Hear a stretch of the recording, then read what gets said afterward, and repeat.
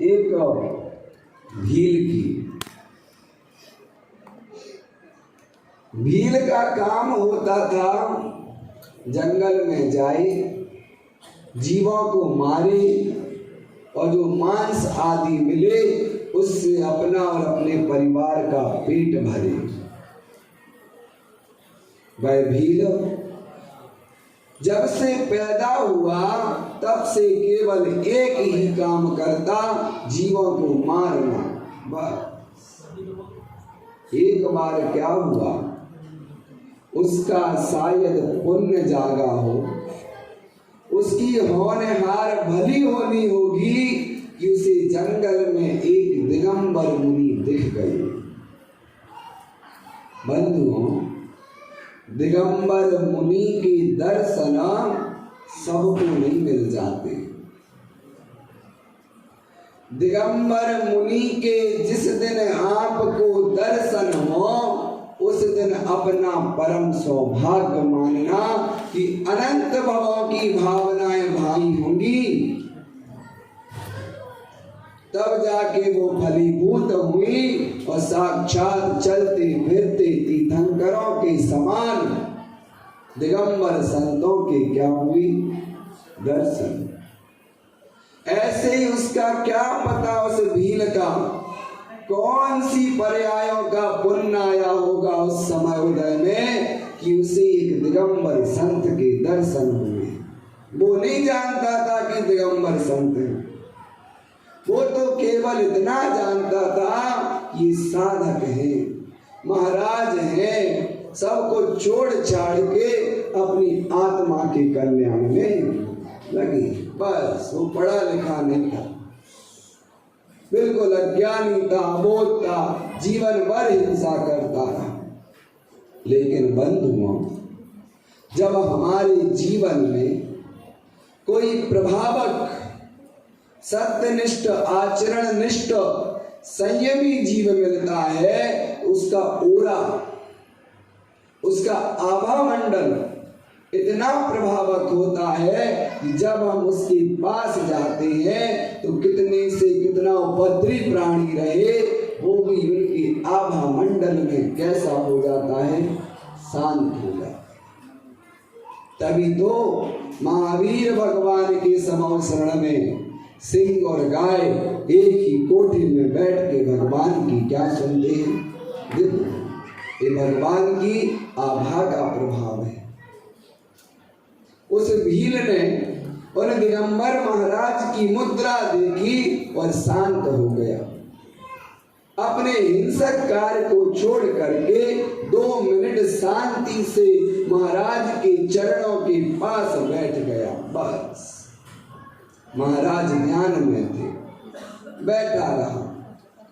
जब महाराज ने आंख खोली तो उसने अपना परिचय दिया, मैं भील हूँ, मेरा नाम पुरूरवा है, मेरे दादा परदादा केवल एक ही काम करते थे इस जंगल में, पक्षियों को जीवों को मारना और उनसे जो मिले उससे अपना भरण पोषण, ये हमारा काम है।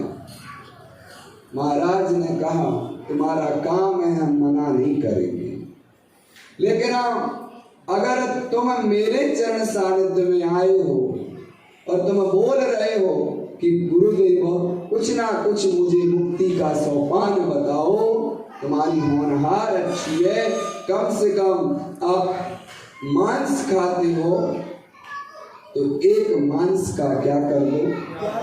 महाराज ने नहीं कहा कौन सा, तुम ही बताओ कौन से मांस का त्याग करोगे। वो सोच करके बोला चलो ऐसा करते हैं, कौवे के मांस का क्या कर देते हैं। मुनिराज के चरणों में नियम ले लिया, कौवे के मांस को नहीं खाएगा वो, और चला गया। फिर क्या था, समय निकला। एक दिन क्या हुआ, उसकी धीरे धीरे तबीयत बिगड़ने लगी और जब वैद्यों को दिखाया, अनेक जगह दिखाया, किसी ने कोई उपचार नहीं बता पाया उसका। एक वैद्य मिला, उसने कहा कि मैं तुम्हारा यह रोग ठीक कर दूंगा, लेकिन इसमें जो औषधि का प्रयोग होगा वो कौवे के मांस की औषधि होगी। ध्यान रखना, जब हम नियम लेते हैं तो नियम हमारी क्या लेते हैं? आपको रात को ऐसे भूख नहीं लगेगी, आप एक दिन रात को भोजन छोड़ के देखो, पूरी रात भर नहीं सो पाओगे। विचार करना, जब नियम होते हैं तब परीक्षा जरूर होती है, आपको तपाने के लिए, आपकी श्रेष्ठ बनाने के लिए। उसकी भी हुई, कर्मों ने उसकी भी परीक्षा ली। ऐसा रोग हो गया कि वो मिटता तो कौवे के मांस से, नहीं तो वो मर जाता।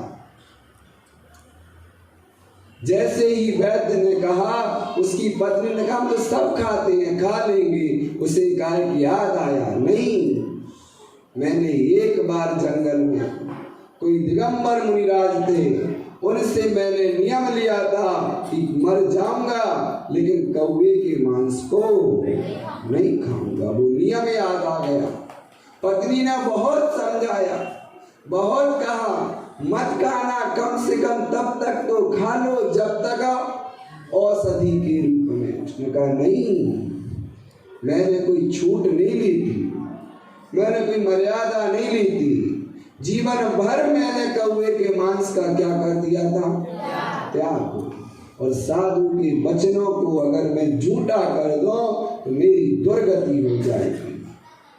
साधु के द्वारा दिए गए नियम महान कल्याण के कारक होते हैं। उसको इतना तो ज्ञान था, जब जीव की होनहार अच्छी होती है तो उसकी बुद्धि अच्छे कार्यों में चलती है। पत्नी ने बहुत समझाया, बेटा ने बहुत समझाया, नहीं मानी उसने किसी की, और अंतोगत्वा वह क्या हो गया? मरण को प्राप्त हो गया। लेकिन बंधु, ये ठीक करो क्यों बिगड़ गया? फिर थोड़ा देख लिया करो, ध्यान। तो वह फिर मरण को गूंज रही है आवाज, वह मरण को स्लो हो गई आवाज।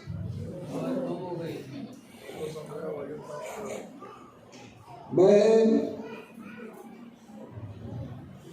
इससे बहुत डिस्टर्ब हो जाता हूँ। मैं कहूँ अगली बार ऐसा माइक बुलाना जिससे कई प्रकार के विकल्प नहीं हो। आधा प्रवचन भूल जाता हूँ इस माइक के चक्कर में। तो मैं बात कर रहा था कि किसकी बात कर रहा हूँ? अब कोई लिखा थोड़ी है कि बाँचना है। अब जो दिमाग में आ गया, डिस्टर्ब हो गया, सो विषय दूसरी जगह पहुंच जाता है। और क्या, मनोयोग की बहुत आवश्यकता होती है, इसीलिए तो बहुत ध्यान से बोलना पड़ता। आप आके बोलो 5 मिनट, यहाँ पता लग जाएगा। तो मैं बात कर रहा था कि वह मर गया पुरुरवा भीला, लेकिन उसके नियम के कारण वो उसके संस्कार साथ में चले। और नियम का फल देखो बंधुओं, उस छोटे से संयम का फल देखो बंधुओं कि आगे चल करके उत्तर पुराणकार जी ने लिखा, वो पुरुरवा भीला आगामी समय में महावीर स्वामी बनेंगे। विचार करो, सोचो, एक छोटे सा तो नियम लिया, उस नियम के संस्कार ने उन्हें तीर्थंकर बना दिया। आज पूरा विश्व उनको पूजता है। सोचना चाहिए, बस हमें भी अपने जीवन की शुरुआत करनी है तो एक छोटे से नियम से अपने जीवन की क्या करो? शुरुआत करो। एक नियम आप लोग ऐसा लो जो जीवन भर के लिए आपके साथ रहे। हर श्रावक का एक नियम होना चाहिए जो आजीवन का हो। कोई सा भी नियम ले लो, देव दर्शन नित्य करेंगे। फिर भैया जी बाहर घूमने गए तो नहीं जाएंगे। हाँ, नियम लिया है उसको निभाना पड़ेगा। विचार करना, हम ऐसे क्षेत्र में नहीं जाते जहां पर भगवान की ज्ञान मिले, बिल्कुल। ऐसे क्षेत्रों में जाना पुण्य का काम नहीं है। आजकल ट्रेंड चल गया, विदेश जाना, बच्चे को भेज दिया हो, प्राउड ऑफ यू, मेरा बच्चा कहाँ पढ़ता है, कहाँ रहता है। अरे पाप कर्म का उदय आया था कि बच्चा कहाँ गया, विदेश गया, पुण्य कर्म का नहीं। इतना अच्छा आर्य क्षेत्र छोड़ करके मिले चौकी नगरी में गया, इतने अच्छे जिनेंद्र भगवान छोड़ करके ऐसे स्थान पे गया जहाँ महीनों महीनों साल साल भगवान नहीं मिलने। ऐसे स्थान पे गया जहाँ पे शुद्धि का लेस मात्र नाम नहीं है। ऐसे स्थान पे गया जहाँ परिवार का किसी प्रकार का आशीष और आशीर्वाद नहीं मिलना। माता पिता ने इस दिन के लिए बड़ा कर रखा था कि बाबूजी विदेश में घूमे, और यहाँ माता पिता कितने अखबार पढ़ते हैं, कितनी न्यूज सुनते हैं कि वो माता पिता एक रूम में रहते थे, बेटा विदेश में रहता था, 7 दिन बाद खोला तो उनके शरीर ही सूख गए, मरे हुए मिले। ऐसे एक नहीं सैकड़ों दृष्टांत आ जाते हैं। तो बंधु, विदेश जाना कोई पुण्य का काम नहीं है। विदेश तब जाते हैं जब पाप कर्म का क्या आता है। हाँ,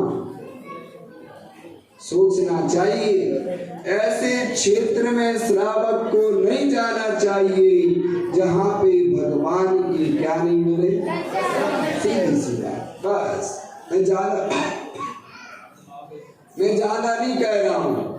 आज के दिन केवल एक ही नियम ले लो, कोई सा भी। मैं ये नहीं कह रहा हूँ कि आप देव दर्शन कर लो, विचार करो बहुत, सोचो बहुत, पर एक छोटा सा नियम लो। बंधु, क्या वह एक छोटी सी नौका समुद्र पार नहीं करा देती? क्या करा देती है ना? जब छोटी सी नौका पे बैठ करके समुद्र पार किया जा सकता है, तो क्या मैं एक छोटा सा नियम लेकर के इस संसार रूपी सागर, संसार रूपी समुद्र पार नहीं कर सकता हूँ? जरूर जरूर कर सकता हूँ। इतना हमें अपने पर विश्वास है। याद कर लिया करो, जब भी नियमों में डगमगाने लगो, यमपाल चांडाल हो। वो तो चांडाल था, फिर भी उसने क्या पाला? नियम। वो तो भील था, फिर भी उसने क्या पाला? और हम जैन हैं और क्या पाल रहे हैं? पाल रहे हैं। एक बार सोचना, क्या हमारा नियम पुरुरवा भील की तरह अड़ग है? क्या हमारा नियम यमपाल चांडाल की तरह अड़ग है? क्या यमपाल चांडाल राजा ने अष्टान का पर्व में आदेश कर दिया, ओदनपुर के राजा ने, कि अष्टान का पर्व में कोई भी देश में हिंसा नहीं करेगा, मांस नहीं खाएगा, जीवों की विराधना नहीं करेगा। और राजा का पुत्र स्वयं अष्टान का पर्व में क्या खाया? उसने मांस खाया, भेड़ का, मेमने का, और पकड़ा गया तो राजा ने पक्षपात नहीं किया, अपने बेटे को ही क्या दे दिया?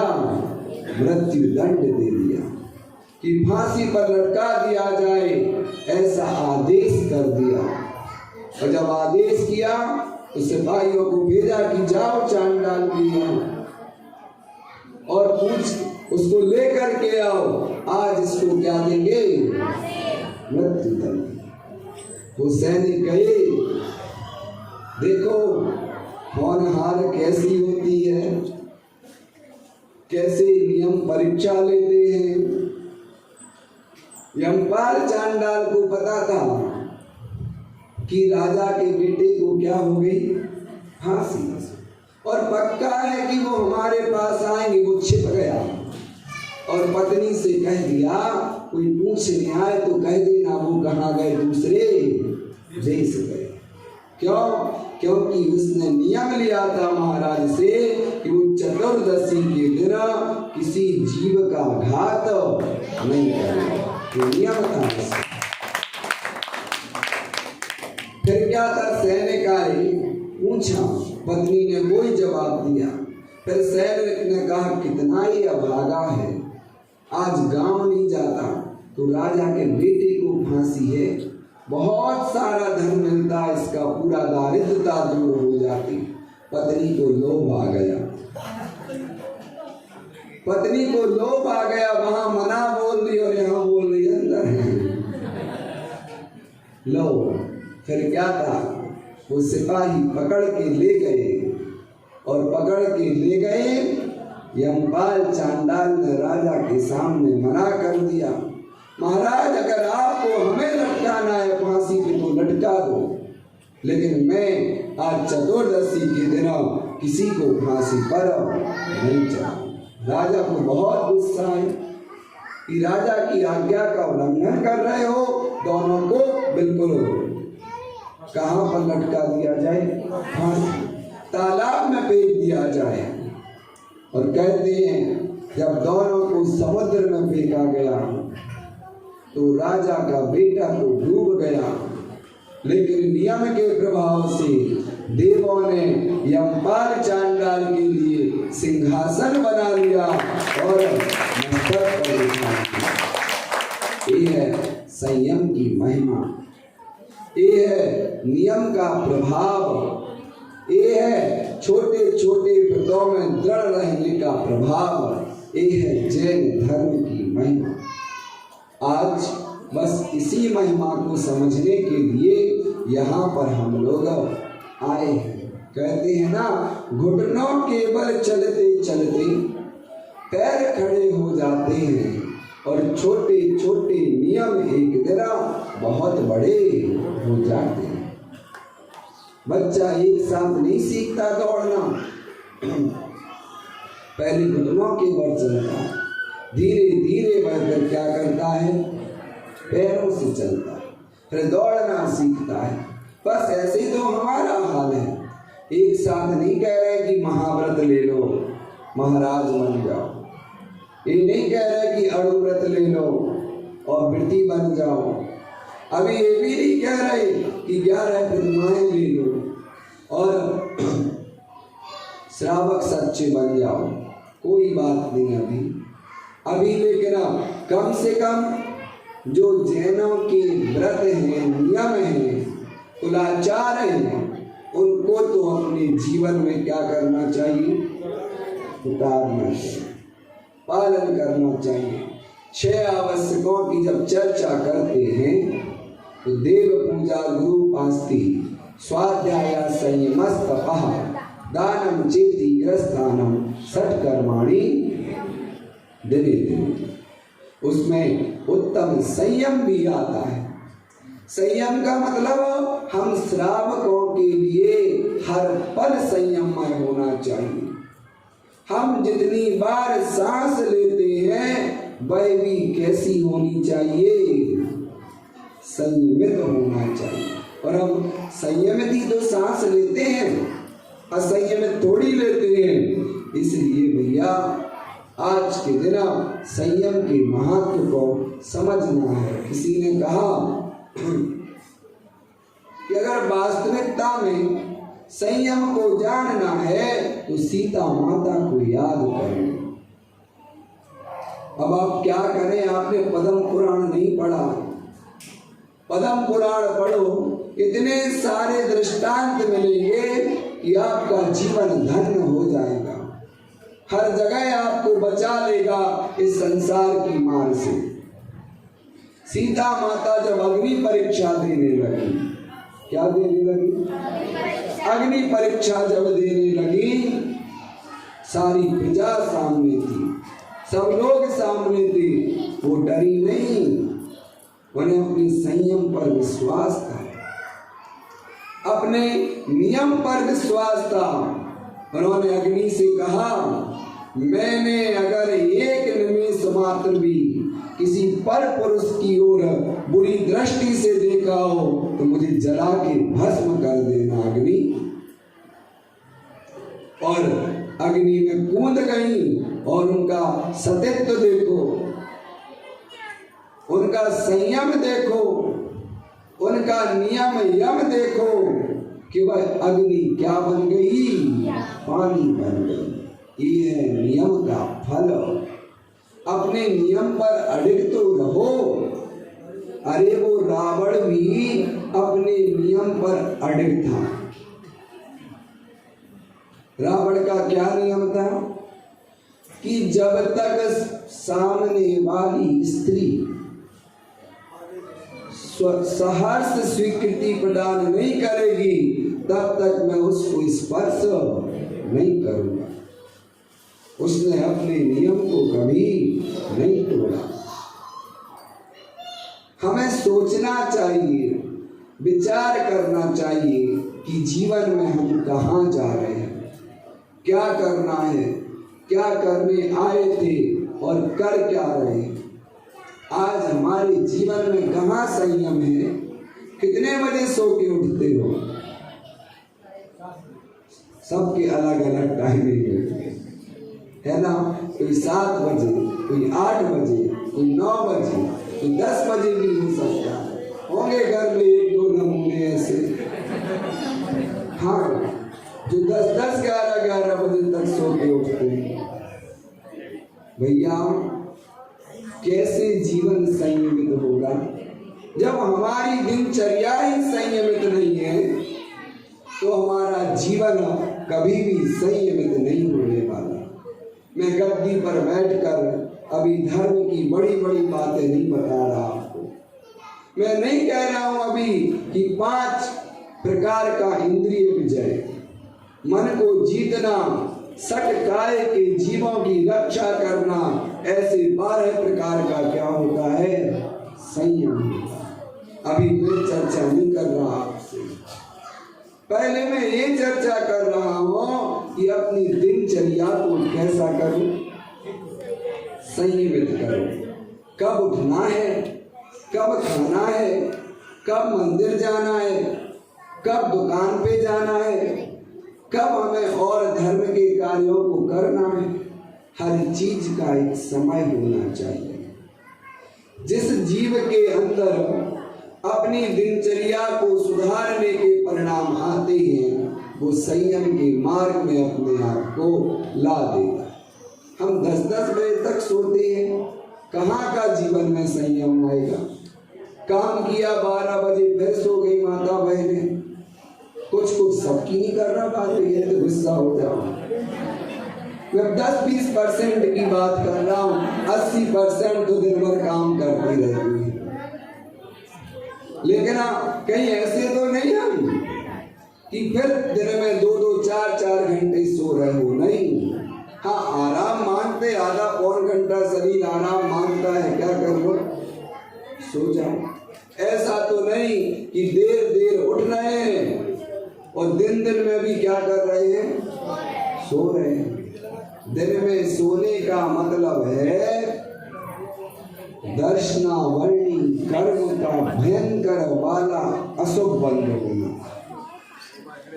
ध्यान रखना। आचार्यों ने कहा दिन में कौन सोता है? बहुत अच्छा दृष्टांत दिया, सुनना। दिन में कौन सोता है? अरे भैया, एक निर्धारित समय है सोने का। 9 बजे सो जाओ, 10 बजे सो जाओ, 5 बजे उठ जाओ। अब इसके अलावा कोई दिन में सोता है, एक बहुत अच्छा प्रसंग आपको देख के याद आ गया। बात है सीता माता की हरण की। उनको जब रावण हर के ले गया तो स्थान नहीं पता था हनुमान को। उन्होंने कहा मैं जा रहा हूँ। हनुमान जी बोले मैं जा रहा हूँ वह स्मृति लेकर के, लेकिन मैं कैसे पहचानूंगा, इतनी सारी द्वीप हैं, इतनी सारे समुद्र हैं, मैं तो परेशान हो जाऊंगा। ऐसी कुछ स्थान की जहाँ पे रावण रहता है पहचान बताओ जिससे मैं पहचान जाऊं। रामचंद्र जी ने एक शब्द कहा, आप समझदार हो, समझ जाना, आगे नहीं बोलूंगा। उन्होंने कहा कि आप जो ये संदेश लेके जा रहे हो, आपको लंका नगरी, निशाचरों की नगरी आपको पहचाननी है, तो बस इतना सा ध्यान रखना, जहाँ के लोग सूर्य उदय के बाद तुम्हें सोते हुए मिल जाए, समझ लेना लंका नगरी में आ गए, है ना। जहाँ के लोग सूर्य उदय के बाद सोते मिल जाए, समझ लेना तुम किस नगरी में आ गए, लंका। अब किन किन का घर लंका है विचार कर लेना, सोच लेना, अंतस में एक बार झांक लेना। अगर संयम को अपनाना है, आज के धर्म की उपलब्धि को प्राप्त करना है, तो सबसे पहले अपनी दिनचर्या में सोने और उठने का संयम लाओ। अगर आपके जीवन में कब उठना है, कब सोना है, ये नियंत्रित है, तो मैं गारंटी से कहता हूं आपका धर्म में मन नियंत्रित हो जाएगा। शुरुआत तो करो। अब जो व्यक्ति 8 बजे उठेगा भगवान का अभिषेक क्या करेगा फिर? भगवान की पूजन में क्या मन लगाएगा फिर? भगवान के गुणस्तवन में क्या मन लगाएगा फिर? सबसे अच्छा मुहूर्त अपने इष्ट देव को याद करने का ब्रह्म मुहूर्त से लेकर के 7-8 बजे तक का समय होता है, जिसमें हमारा बहुत मन लगता है। आपसे निवेदन है, आपसे बड़ा बड़ा करुणा करके कहना है, अपनी दैनिक चर्या को संयमित करो और सबसे पहले अपना जो सोने और जागने का सिस्टम है उसको सही करो। बच्चों को भी ऐसे संस्कार दो कि लाड़ प्यार में मत बिगाड़ो, बच्चा है सोने दो, क्या परेशानी नहीं। आपका ये शब्द आगे चल के आपकी ही मुसीबत बनने वाला होगा। बाद में अपना माथा ठोकोगे कि मैंने कर क्या लिया। बहुत अच्छे से कह रहा हूं, आप नियंत्रित बनोगे, आपके बच्चे नियंत्रित बनेंगे, आगे चल करके हमारा जीवन नियंत्रित बन जाएगा और धर्म भी नियंत्रित हो जाएगा। सोचो, विचार करो, प्रातः काल उठो और सबसे पहला काम भगवान के दर्शन। हजार क्या करोड़ों काम छोड़ करके भगवान की सबसे पहले क्या करो, दर्शन। अरे भैया कितना टाइम लगता भगवान के अभिषेक करने में, आप कितने पुण्यशाली हो कि इतने करोड़ों जीवों में आपको ये क्या मिला, सौभाग्य मिला। महान पुण्य का उदय है आपका। ऐसे पुण्य को मत खो, ऐसे पुण्य को मत खत्म करो। मैं आपसे बार बार इस बात के लिए कह रहा हूं, सोचना चाहिए, विचार करना चाहिए। हमारे जो युवा वर्ग के लोग बैठे हैं, 10 दिन मत मानो अभिषेक की क्रिया, जीवन का उसमें आधार बना लो, फिर देखना क्या सुख आएगा। ऐसा सुख, ऐसा मजा आएगा कि जीवन में उस सुख को भोगते भोगते परम सुख को प्राप्त हो जाओगे। तो पहला काम संयम को समझना है, तो दिनचर्या सुधारो। दूसरा बात, आपके खान पान में भी संयम हो, आपके खान पान में भी क्या हो, संयम हो। अब कैसे संयम बनेगा? जब माता बहनें घर पे शुद्धि का बनाएंगी तो अपने आप घर में भाव भी संयम के बनेंगे। सोचना पड़ेगा। आजकल क्या होता है कि संडे को फैशन चल गया, किचन बंद। कहाँ चल रहा है? अब बताओ। मैं सबकी नहीं कह रहा हूँ, आप लोग बहुत संस्कारियों में पहले बोल चुका।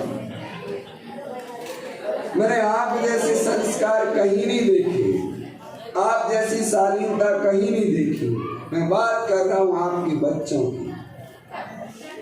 आप लोग अपने आप को बहुत संयमित किए हुए हो, लेकिन बच्चों को पूरी छूट दिए हुए हो। विचार करना, सोचना, जो पिज्जा बर्गर चाउमीन खाएगा वो भगवान की क्या गुण गाएगा?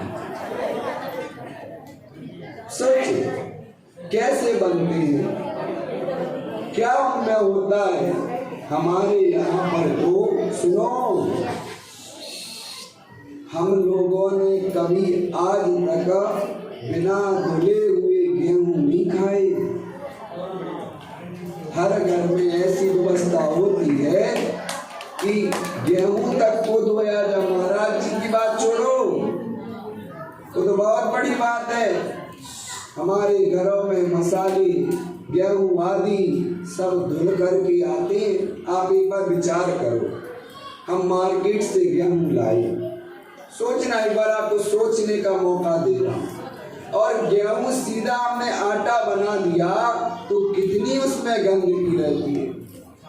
पहली बात तो वो कहाँ से आया? खेत खलिहान से। फिर ढेरों पे लगा रहा, हो सकता है ढेरों पे बहुत सारे जानवर भी चढ़े रहते, विष्टा आदि भी कर देते, सब कर देते। आप केवल कंकड़ पत्थर ही तो निकालते हो और क्या करते हो? सोचना, ये सोचने वाली बातें हैं। आप एक बार 5 किलो गेहूं को प्रैक्टिकल करना, लिसन टू मी। 5 किलो गेहूं को पानी में डालना, इतना कचरा निकलेगा कि आपकी आंखें खुली की खुली रह जाएंगी। और वो सारा कचरा हम क्या करते हैं? हमें भी खिला रहे हो, हम क्या करें? मजबूरी है, हम उपवास नहीं कर सकते। सोचना चाहिए, विचार, यही तो संयम है। हाँ, तो विचार करो, सोचो और अपने अंतस में एक बार झांको। बातें नहीं, आपको बातें नहीं करना है। आप बातें करोगे, आप बहुत सारी चीजें खो दोगे, घाटे में रहोगे। आपको चर्चा करना है, आप गेट से बाहर जाओ, खूब घर पे चर्चा करो, एक दूसरे का फोन नंबर ले लो और फिर खूब चर्चा करो। लेकिन अभी नहीं करना कोई चर्चा, अभी केवल मुझे सुनना है और मौन रहना। तो अगर हमारे जीवन में एक छोटा छोटा संयम आ गया तो मेरा मानना है कि फिर जल्दी से हमारा मन धर्म की ओर मुड़ जाएगा। क्योंकि संयम के लिए शुद्ध आहार, शुद्ध विहार और शुद्ध व्यापार, तीनों की जरूरत होती है, ध्यान रखना। उसके जीवन में ही संयम आएगा जिसका आहार शुद्ध है, जिसका विहार शुद्ध है और जिसका व्यापार शुद्ध है। बस संयम का सबसे बड़ा मूल मंत्र। आप लोग कोई बात आपको बताई जाए तो आप जल्दी ग्रहण कर लेते हो, ये मैंने विशेषता देखी। सुबह मैंने कहा शुद्धि वाले लोगों से कि भैया शुद्धता का बड़ा महत्व है, शुद्धता बहिरंग रहेगी तब जाके हमारे अंतरंग परिणाम अच्छे बन पाते हैं। आप जब धोती दुपट्टा पहन करके आओ तो शुद्धि का ध्यान रखो और धोती दुपट्टे में मल मूत्र छीपण नहीं करना, नहीं तो वो अशुद्ध हो जाते हैं। कौन आया? फिर क्या करे उन धोती दुपट्टों का? अरे उन धोती दुपट्टे का त्याग कर दो। जिन धोती दुपट्टे से मलमूत्र छेपण किया है वो अशुद्ध हो गए, अब वो भगवान की पूजन और अभिषेक के लायक नहीं है। आप उनको अलग करके और आप नए धोती दुपट्टे ला करके और उनका क्या करें? प्रयोग करें। सोचें, विचार करें, कभी भी फटे पुराने धोती दुपट्टे से भगवान की क्या नहीं करें? पूजन अभिषेक नहीं करें। एक छेद हो गया इतना सा भी तो आप तो रफो कर दें, सिल दें, नहीं, बिल्कुल उसको अलग करें और नया पहने। अरे भैया आप ये सोचो, साल भर में आप अपने लिए कितने कपड़े खरीदते हो? 2-3 जोड़ी तो खरीद लेते हो, तो क्या 2 जोड़ी धोती दुपट्टे श्री जी के अभिषेक के लिए नहीं खरीद सकते? खरीद सकते। विचार करना चाहिए, सोचना चाहिए। तो वास्तविकता में हमारा संयम धर्म होगा और संयम हमारे जीवन में आ पाएगा। ऐसा नहीं है कि हमने संयम धारण नहीं किया। 6 डालाकार ने लिखा है, मुनि व्रत धार अनंत बार ग्रह को उपजायो। और क्या है आगे? अरे बोलो, मतलब मैं कुछ भी सुना जाऊं आप हाँ में हाँ करते रहोगे? ऐसे नहीं चलता काम। इतना ज्ञान रखो कि अगर गद्दी पर कोई सुनाने वाला आया और कहीं कुछ गलत सुना दिया, भैया जी ऐसी बात नहीं है, आगम में ऐसा लिखा है, नहीं तो फिर तो बिन पेंदी के लोटे बन जाओगे। जो आया वही ढड़का गया। आप कंफ्यूज्ड हो जाओगे, परेशान हो जाओगे कि भैया है क्या? वो ये कह रहे थे, वो ये कह रहे थे, वो ये कह रहे थे, हम तो फंस गए, हम क्या कह रहे हैं पता ही नहीं चल रहा। इसके लिए स्वाध्याय प्रारंभ करो। आपका स्वाध्याय अच्छा होगा, आपको हर बात का ज्ञान होगा। मैं बात कर रहा हूँ संयम की। 6 डालाकार पंडित दौलत राम जी ने लिखा, मुनि व्रत धार अनंत बार ग्रह को उपजायो। मुनि व्रत को धारण किया कितनी बार? इतने लोग जो यहाँ बैठे हैं, हम लोग अनंतों बार मुनि बन चुके हैं। लेकिन आत्म ज्ञान नहीं होने से, सच्चा ज्ञान नहीं होने से, भेद विज्ञान नहीं होने से बस 9वें ग्रह तक गए और फिर वापस आ गए बस। और बार बार इस संसार में क्या होते रहे? भटकते रहे। आज का दिन व्रत लेने का है। आचार्य पूज्यपाद स्वामी महाराज इष्टोपदेश में लिखते हैं, वरम व्रतई पदम देवम ना व्रतई व्रत नारकम छाया तपस्तयोर वेदा प्रतिपाल्य यतोर महान। आचार्य भगवंत लिखते हैं कि 3 चीजें हैं दुनिया में। एक तो दूध,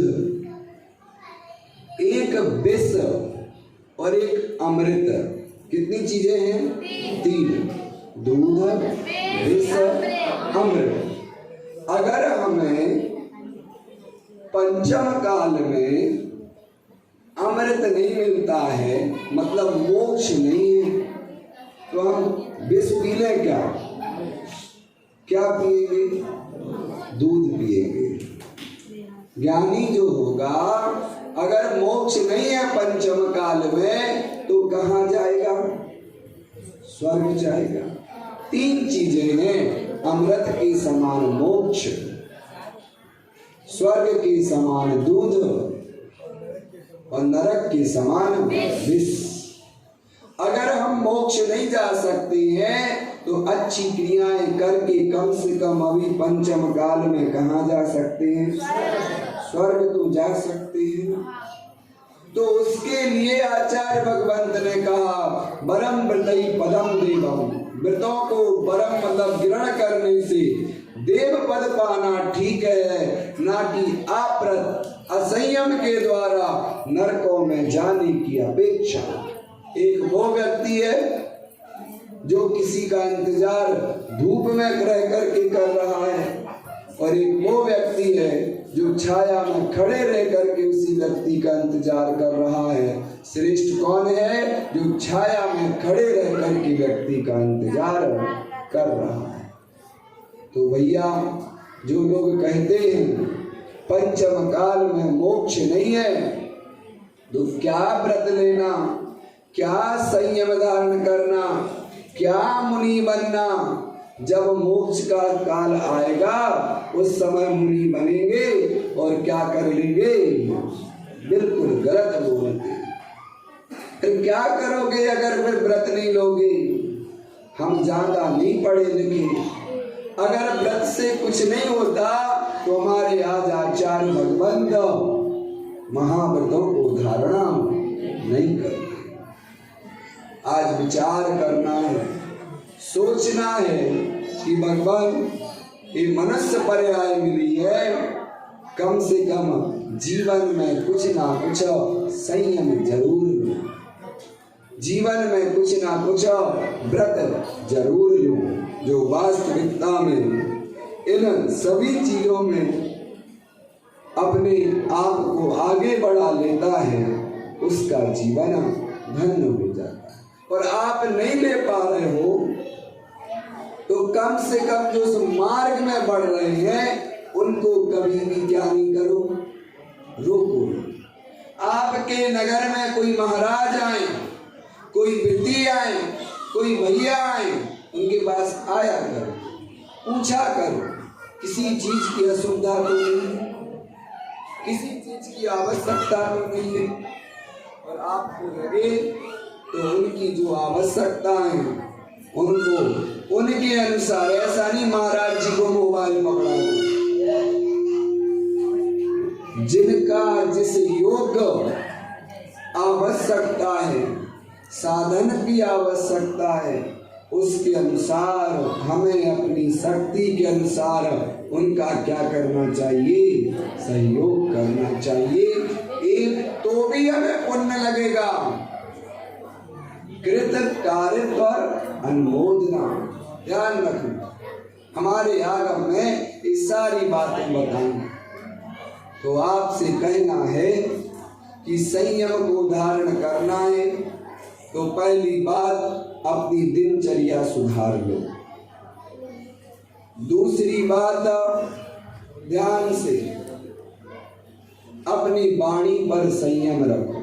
जो मैं पहले कह चुका हूं, अपने माता पिता को कभी पलट करके जवाब मत दो। वो कुछ भी बोले, 100 बात गलत कहें तो भी सिर नीचे करके सुन लेना। ये भी एक बहुत बड़ा संयम है। वाणी का संयम इतना जरूरी है कि क्या बताएं। एक शब्द के कारण पूरी महाभारत हो गई थी। क्या कह दिया था द्रौपदी ने? बस अंधे के अंधे ही होते हैं। बस वो बात चुप गई और लाखों करोड़ों मर गए। केवल किसके कारण? एक वाणी के असंयम के कारण। आपको वाणी पर संयम रखना है। अपने घर परिवार के लोगों से ऐसा ना बोल दो जिससे कि उन्हें दुख हो जाए। दूसरी बात ये याद रखो, अपने बड़ों को कभी भी पलट करके जवाब नहीं दो। अगर अपने जीवन में संयम धर्म लाना है। और तीसरी बात, अगर हम संयम के मार्ग में नहीं बढ़ पा रहे हैं तो जो संयमी हैं उनके पास जाओ, उनकी सेवा करो। कोई संयमी घर पर आए तो उनकी विनय करो। हाँ, सिखाना पड़ेगा आपको, बिल्कुल इन बातों का ध्यान रखना चाहिए। कोई घर पर अतिथि आए तो लेने आओ, कोई घर पे अतिथि आए तो उसको छोड़ने आओ। ये भारतीय संस्कृति है। ऐसा नहीं कि आ जाना और बिल्कुल नहीं, ये तिरस्कार कहलाता है। आपके घर पे आया, उसको नीचे बिठा दिया, बाबूजी बिल्कुल आओ, महल पर बैठे।